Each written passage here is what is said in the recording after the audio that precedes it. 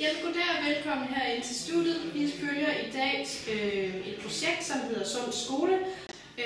Vi sidder her i studiet og skal kommentere undervejs.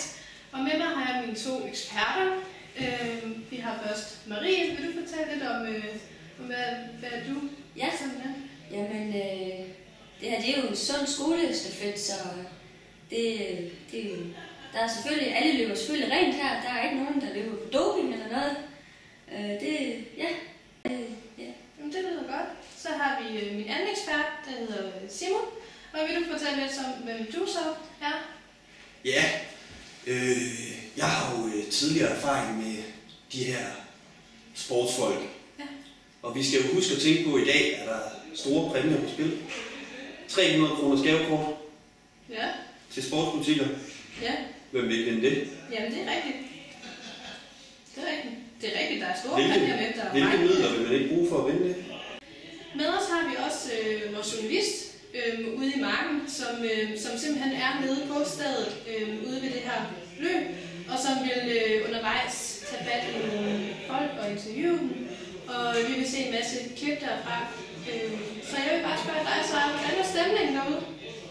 Ja, Emma, vi står her uden for en stadion i Aarhus, hvor der skal være løbet dansk skolestafet, sund skolestafet på VUC Aarhus. Stemningen er fantastisk herude. Man kan mærke det på omgivelserne og menneskene, der er her. Lad os først finde en deltager, vi kan interviewe. Ellers så sendte vi hjem. Hvorfor stiller du op til det her løb i dag? Jamen altså, jeg synes det er virkelig lækkert at have en mulighed for at dyrke noget motion og ligesom bevæge sig om de folk, man kender og have det sjovt, samtidig med at vi lever sundt. Hvad siger du om stemningen? Jamen, jeg synes stemningen er helt fantastisk.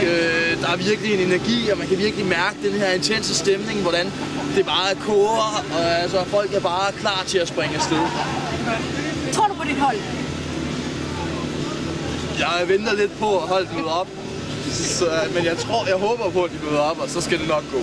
Og her er det. Han stoler fuldt og fast på sit hold. Vi har fundet andre deltagere herude, som er rimelig glade for det her løb. Lad os prøve at spørge dem, hvad de synes om det. Det er useriøst. Undskyld, unge mand. Seriøst.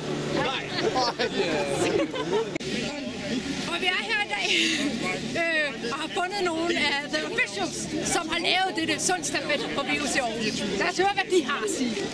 Undskyld.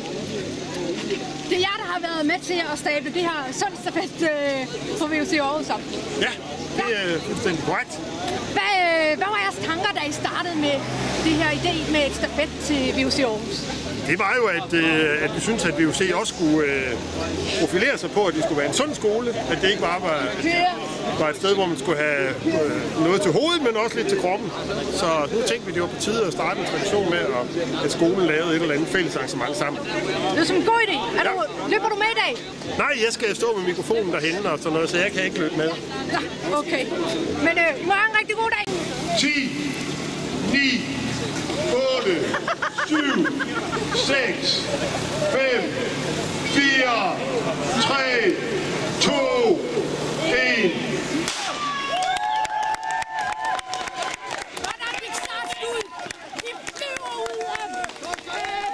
Og vi er så tilbage her i studiet, hvor jeg synes, vi skal diskutere lidt det her med, at Sara siger, at de simpelthen flyver ud af hullerne og flyver afsted og faktisk overhaler cyklisten. Er det normalt menneskeligt at løbe fra en cyklist? Det kan være, at du er en ældre cyklist. Altså, cyklisten så lidt ældre herude, vil jeg sige. Ja, men stadig en cyklist.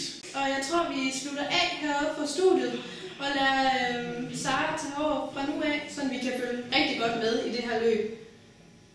Og jeg har her fundet en af de lærere, der har været med til at løbe for VUC Aarhus. Hej, hvordan synes du, det gik? Jeg gennemte ikke kun, men det var en hård konkurrence. Det var vildt. Det så flot ud nede fra feltet, at du kom spurtende der. Jeg hører, at du er engelsk og mediefagslærer for en af de bedste klasser på VUC Aarhus. Det er rigtigt. Det er fuldstændig ret. Og det er dig, der har lukket den med til at løbe her i dag også. Er der en bestemt grund til, at det lige skulle gå ud over dem? Selvfølgelig er det bare sådan, så ikke gasse. De er mega gode, så de skal bare med til løbet. De skulle simpelthen kunne vise til alle de andre, hvor seje de var. Ja, simpelthen. Jeg synes, du har gjort det rigtig flot i dag. Han er igen en af repræsentanterne fra den utrolige, velomtalte science-klasse som før. Og her kommer Daniel. Han er klar til at give stafetten. Og han er i gang. Han løber. Anden løber på hold 3 har vundet en lille præmie i gavebod. Det er noget, der vinder noget. Hold 29. Nummer 9. Altså på vej ud på sidste tur på. Og så har vi Aladdin i mål. Skal vi give Aladdin en hånd?